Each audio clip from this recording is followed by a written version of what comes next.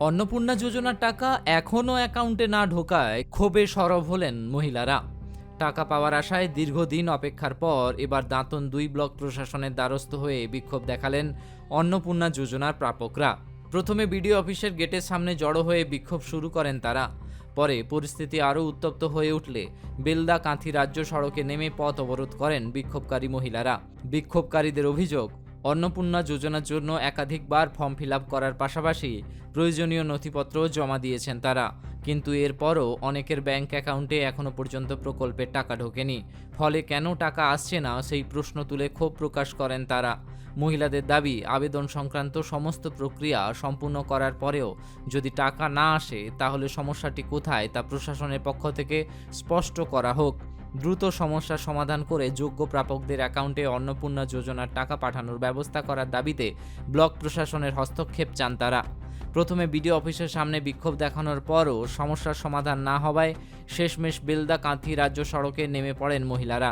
রাস্তা অবরোধ করে নিজেদের দাবি তুলে ধরেন তারা। তাদের স্পষ্ট দাবি, অন্নপূর্ণা যোজনার টাকা না পাওয়া পর্যন্ত সমস্যার স্থায়ী সমাধানে প্রশাসনকে দ্রুত পদক্ষেপ করতে হবে। ঘটনাকে কেন্দ্র করে এলাকায় উত্তেজনা ছড়ায়। এখন প্রশাসনের পক্ষ থেকে কী পদক্ষেপ নেওয়া হয় এবং কবে বঞ্চিত প্রাপকদের অ্যাকাউন্টে অন্নপূর্ণা যোজনার টাকা পৌঁছয় সেদিকেই নজর রয়েছে বিক্ষোভকারী মহিলাদের। এই বিক্ষোভ শুধু দাঁতনে নয়, পশ্চিমবঙ্গের বিভিন্ন জায়গায় শুরু হয়েছে।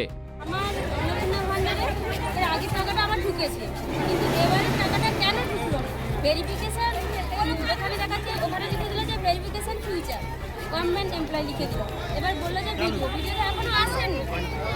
এবার আমি বলতে চাইছি যে কেন টাকাটা ঢুকলো না সেটা জানতে চাইছি আমি, কারণ আমরা অনলাইন থেকে কোনো কিছু সার্ভে করতে পারছি না। আর এ পর্যন্ত মুখ্যমন্ত্রী বলছেন যে বাড়িতে বাড়িতে গিয়ে সার্ভে করেছে, কিন্তু এ পর্যন্ত কেউ সার্ভে করতে যায়নি। প্রথম কিস্তির টাকা ঢুকেছিল না, দ্বিতীয় কিস্তির টাকা ঢুকেছে, কিন্তু তৃতীয় কিস্তির টাকা ঢুকেনি। আমরা চাইছি, আমাদের তো সেইভাবে মুখ্যমন্ত্রী কোনো প্রতিশ্রুতি আমাদের দিয়েছিলেন যে স্বামী হাজব্যান্ড যদি সার্ভিস করে তাতেও আমরা পাবো, কিন্তু এভাবে তো কোনো কিছু আমাদের দেখায়নি যে স্বামী হাজব্যান্ড যদি সার্ভিস করে তাহলে ওনার স্ত্রী পাবে না। এমনও তো ফ্যামিলি থাকতে পারে। জমা দিলাম, কিসের জন্য জমা দিলাম? আমরা একদম টাকা পাইনি।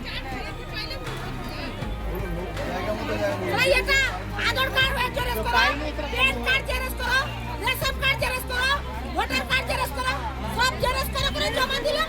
ওখানে পয়সা পাই 3 মাস হয়ে গেছে।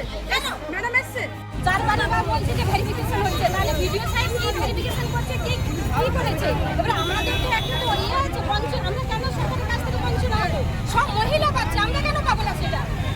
এইটা ভিডিও সব আমাদের সবাই পাচ্ছে, আমরা কেন পাচ্ছি না? বারবার আসতে বলছে অথচ ভেরিফিকেশন দেখাচ্ছে।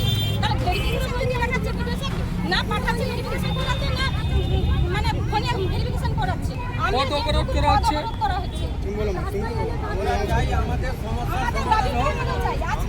তারা হয়তো যেরকম বলছে খেট পৌঁছল, কিন্তু কোনোভাবে গভর্নমেন্টে বলেছে তোমরা একটা অ্যাপ্লিকেশন আর এই অবশ্যই সবার কাগজ স্যারের কাছে জমা দেন। হ্যাঁ, এটা সবার কাগজ জমা দেন স্যারের কাছে।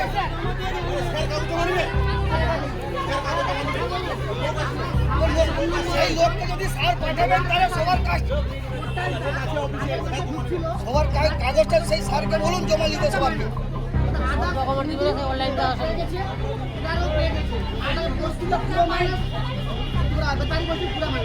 আচ্ছা, আমরা